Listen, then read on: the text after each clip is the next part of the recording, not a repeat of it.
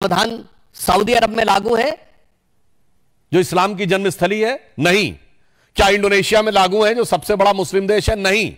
क्या टर्की में लागू है जो खलीफत की सीट रही है? नहीं।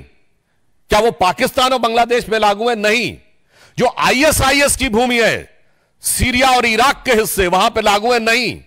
तो मैं पूछना चाहता हूं इंडी गठबंधन से कि आप बिहार में क्या सऊदी अरब, इंडोनेशिया, टर्की और आईएसआईएस से ज्यादा बड़ा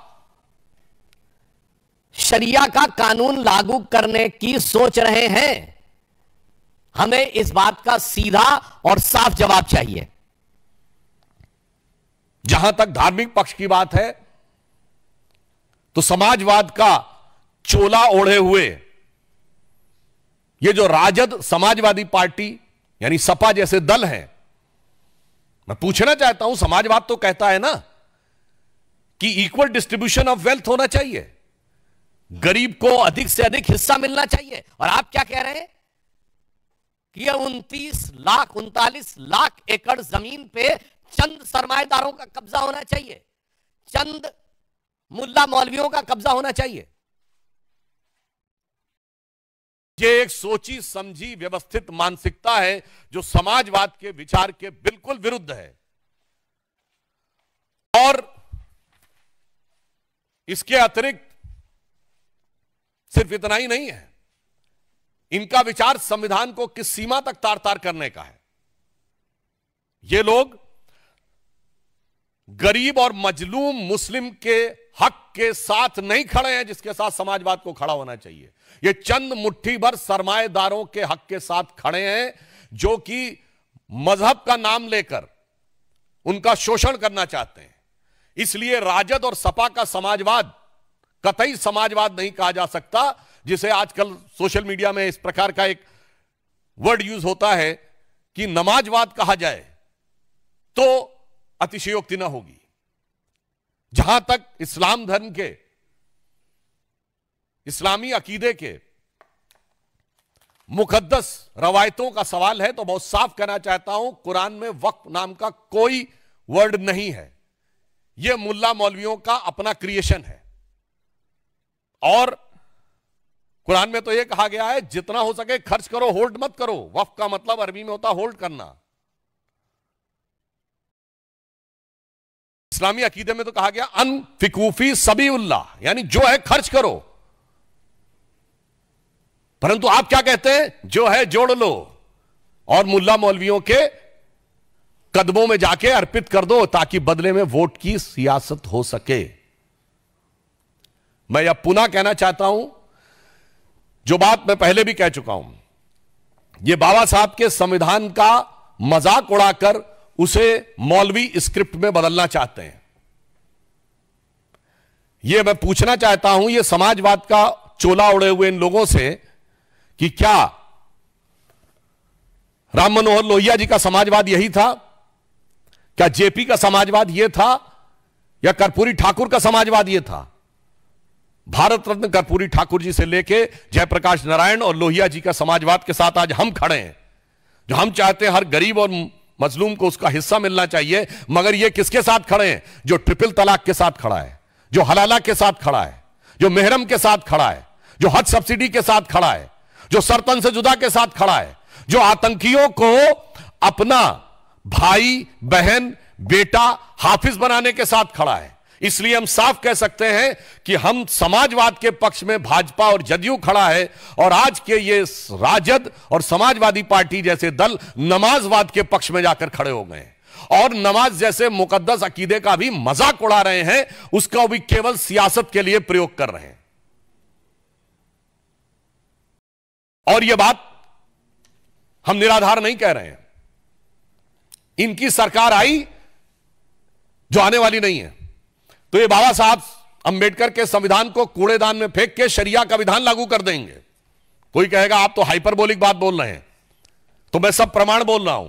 भारत के इतिहास में एक ही बार 400 पार हुआ है, 1985 में, और तब सुप्रीम कोर्ट ने केवल एक शाहबानो केस की याद दिला रहा हूं, एक प्रावधान में केवल यह कहा कि एक तलाकशुदा महिला को 80 या 100 रुपए का मुआवजा लेने की जरूरत है, तो 400 पार की संसद वाली कांग्रेस, जो आज इंडी गठबंधन का नेतृत्व कर रही है और राहुल गांधी के स्वर्गीय पिताजी उसका नेतृत्व कर रहे थे, सुप्रीम कोर्ट के निर्णय को रौंद कर भारत की पार्लियामेंट ने शरिया को संविधान से ऊपर कर दिया।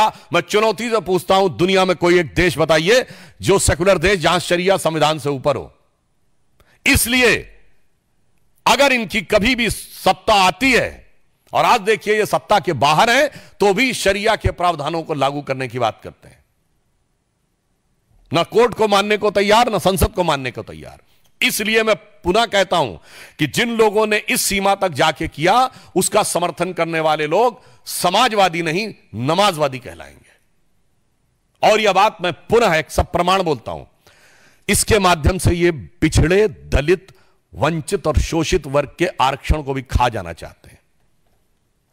यह अभी मैं सब प्रमाण बोल रहा हूं, चूंकि जिस संस्थान को आप अल्पसंख्यक दर्जा दे देते हैं, SC ST OBC का रिजर्वेशन खत्म।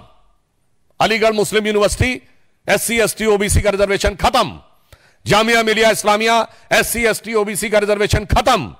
कश्मीर को धारा 370 से पहले के दौर में, यानी जब धारा 370 लागू थी, तो आपने कहा यह मुस्लिम मेजॉरिटी स्टेट है, SC ST OBC का रिजर्वेशन खत्म। और चूंकि अल्पसंख्यक संस्थाओं को में आरक्षण लागू नहीं होता है, तो पिछले दर्जे से अधिक संस्थाओं को अल्पसंख्यक का दर्जा देकर SC ST OBC के आरक्षण को नष्ट करने का षड्यंत्र देखिए। मैं आंकड़ा आपके सामने रखता हूं, 2011 में इन्होंने 1656 संस्थाओं को माइनॉरिटी दर्जा दिया। 2012 में 1671 संस्थाओं को माइनॉरिटी का दर्जा दिया। 2014 में, आधे में तो हमारी सरकार आ गई थी, तब तक 1516 संस्थानों को माइनॉरिटी का दर्जा दे दिया। अरे माइनॉरिटी का दर्जा देना है तो जांच परख करके दीजिए ना, जैसे हमने दिया। हमारी सरकार आने के बाद 2020 में 12 संस्थाओं को, 2021 में 14 संस्थाओं को, 2022 में 86 संस्थाओं को दिया गया। ये पिछले दरवाजे से पिछड़ों का आरक्षण को पे सेंध लगाने का काम यही नमाजवादी लोग कर रहे हैं। तेलंगाना में कांग्रेस की सरकार है, उसने पिछड़ों के आरक्षण में अल्पसंख्यक मुस्लिम समाज को की एंट्री करवा दी है। कर्नाटक में अब उन्होंने मुस्लिम समाज को पिछड़ों में शामिल कर दिया है। बंगाल में तो स्थिति और भी विचित्र है, 179 जातियां ओबीसी में की गई, 118 उसमें से मुस्लिम है। ओबीसी कमीशन ने पूछा कि इतनी भारी संख्या में मुस्लिम कैसे आ गए इसमें, तो जानते हैं क्या जवाब दिया गया? कि ये कन्वर्ट होने से पहले जब हिंदू थे तो ये ओबीसी थे, इसलिए इनको ओबीसी मान लिया जाए। तो ओबीसी ने, कमीशन ने पूछा कि फिर इतने कन्वर्ट कैसे हो गए, तो जवाब नहीं। और तो और आपको आश्चर्य होगा कि वो कह रहे हैं कन्वर्ट होने से पहले वो लोग हिंदू थे, तो हिंदू समाज की जातियों से ज्यादा मुस्लिम समाज में जातियां हैं, बंगाल की सरकार के मुताबिक, जो ओबीसी कमीशन को उन्होंने रिपोर्ट दी है। इसलिए मैं कह रहा हूं, यह समाजवाद नहीं, यह मुल्ला मौलवी का नमाजवाद है। यह इस्लामी अकीदे का नमाजवाद भी नहीं है, यह मुल्ला मौलवी का नमाजवाद है। इसलिए ये पिछड़े, दलित और ओबीसी के आरक्षण को जिस ढंग से नष्ट करने का प्रयास कर रहे हैं, जिस ढंग से उस पे पिछले दरवाजे से सेंध मारने का काम कर रहे हैं, श्री नरेंद्र मोदी जी के नेतृत्व में भारतीय जनता पार्टी और एनडीए की सरकार इसे कदापि नहीं होने देगी। वक्फ बोर्ड के बारे में मैं पूछना चाहता हूं, अगर आपके दिल में इतना दर्द है तेजस्वी यादव जी, आप जवाब दीजिए कि पटना में वक्फ को लेकर लालू प्रसाद यादव जी का संसद में 2010 का दिया गया बयान है कि बहुत गड़बड़ हो गया है, सब जमीन कब्जा कर ली गई है। तो कहते हैं कि वो आधा बोला गया। तो मैं पूरा सवाल पूछता हूं, बताइए इतनी वक्फ की संपत्तियां हैं, कितने अस्पताल हैं उस पे, कितने यतीम खाने हैं, कितने कॉलेज हैं, कितनी यूनिवर्सिटी हैं, कितनी मुस्लिम तलाकशुदा और बेवा महिलाओं के लिए कोई संस्थान बना है, कितना दिव्यांग, मुस्लिम समाज के दिव्यांगों के लिए क्या बना है, कौन सा मुस्लिम रिसर्च इंस्टीट्यूट बनाया गया है ना। यह है समाजवाद का लबादा ओढ़ो और सत्ता के ठेकेदारों के हाथ में सारी की सारी संपत्ति को इकट्ठा कर दो।